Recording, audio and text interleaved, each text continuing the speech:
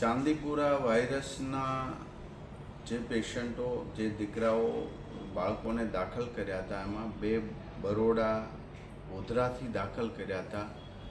એ બંનેના positive report આવ્યા હતા અને એમનું એ સમયે ડેથ થયું હતું. એ જ રીતે હિંમતનગરમાં સિવિલ હોસ્પિટલમાં જ્યારે દાખલ એક રાજસ્થાનનો પેશન્ટ કરવામાં આવ્યો હતો, દીકરાને બાળકને એ પણ પોઝિટિવ પેશન્ટ આવ્યું હતું ને એમનું પણ ડેથ થયું.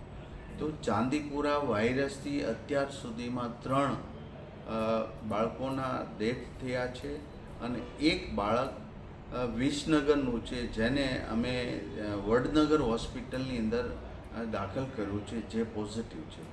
એટલે આ સાવચેતીના ભાગરૂપે અમારી ટીમ બધી જ જગ્યાએ કામગીરી કરી રહી છે. ગયા વર્ષે યાની કે 24માં જે ચાંદીપુરા વાયરસના દર્દીઓ આવ્યા હતા એ પ્લેસમાં પણ ટીમ સર્વે કરવાનો આજે મેં સૂચના આપી છે મારા અધિકારીઓને. અને એ પણ એ જેટલા 61 પ્લેસ જે હતા ગયા વખતના દર્દીઓના, એ તમામ જગ્યાએ સર્વે થશે કરવા માટેની સૂચના આપી છે. ને ત્યાં પણ દવાનો છંટકાવ વગેરે. સેન્ટ ફ્લાય નામની આ જે માખી છે એ જે દર્દીઓ જ્યાંથી ગોધરાથી વગેરે ત્યાંથી દર્દીઓ મળ્યા હતા ત્યાં માખી પણ મળી હતી. અને આ માખી એ ચાંદીપુરા વાયરસના વાહક જ હતી. તો હાલ પૂરતા અત્યારે એક બાળકને વડનગર હોસ્પિટલમાં દાખલ કર્યો છે, જેનું પોઝિટિવ છે. અન્ય કોઈ શંકાસ્પદ હોય તો એનું દરેક જગ્યાએ સ્ક્રીનિંગ કરવું. પ્રાઇવેટ હોસ્પિટલમાં પણ દાખલ થાય તો સરકાર સાથે સંકલન કરવા માટેના ચાઇલ્ડ સ્પેશિયાલિસ્ટ ડૉક્ટરોને પણ આજે સૂચના અમારા અધિકારી દ્વારા આપવા માટે મેં કહ્યું છે.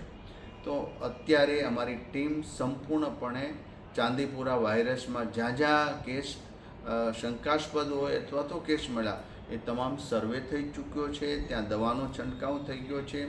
આ ચાંદીપુરા વાયરસની કોઈ સ્પેશિયલ એવી દવા કે રસી નથી, પણ જે સિમ્ટમ્સ આવે એ પ્રમાણે એમને મેડિસિન અને દવાઓ ઇન્જેક્શનો આપતા ડૉક્ટરો આપતા હોય છે. માટે અત્યારે કોઈ જ એવું ગભરાટ ફેલાવવાની એ જરૂરિયાત નથી, પરંતુ સાવચેતી રાખીએ આપણે કે બાળકને તાવ આવતો હોય કે તુરંત પહેલું થયું તો નજીકના સરકારી દવાખાને અથવા પીએચસી સીએચસી સેન્ટર કે સબ સેન્ટર હોસ્પિટલ પર એમને લઈ જઈ એમની સારવાર માટે કરીએ છીએ. અમે ઘણાય આવા શંકાસ્પદ બાળકોના ટેસ્ટ કર્યા તો પણ એ મેજોરિટી નેગેટિવ જ આવ્યા છે.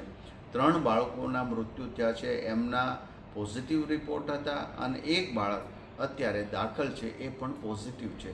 એટલે અન્ય જગ્યાએ કોઈ ગભરાટ ન ફેલાવતા ફેલાય એ માટેની હકીકતની જે માહિતી છે અમારા આરોગ્ય વિભાગનું જ માન્ય રાખવું.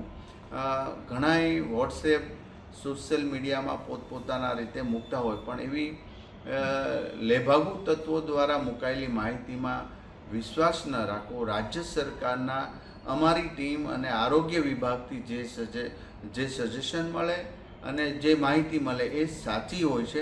કારણ કે તો જ નહીતર ગભરાટમાં ઘણા લોકોના મેન્ટલી પણ પ્રોબ્લેમ થતો હોય, તો એવી ગભરાવાની જરૂર નથી. ટીમ સતત કામગીરી કરી રહી છે.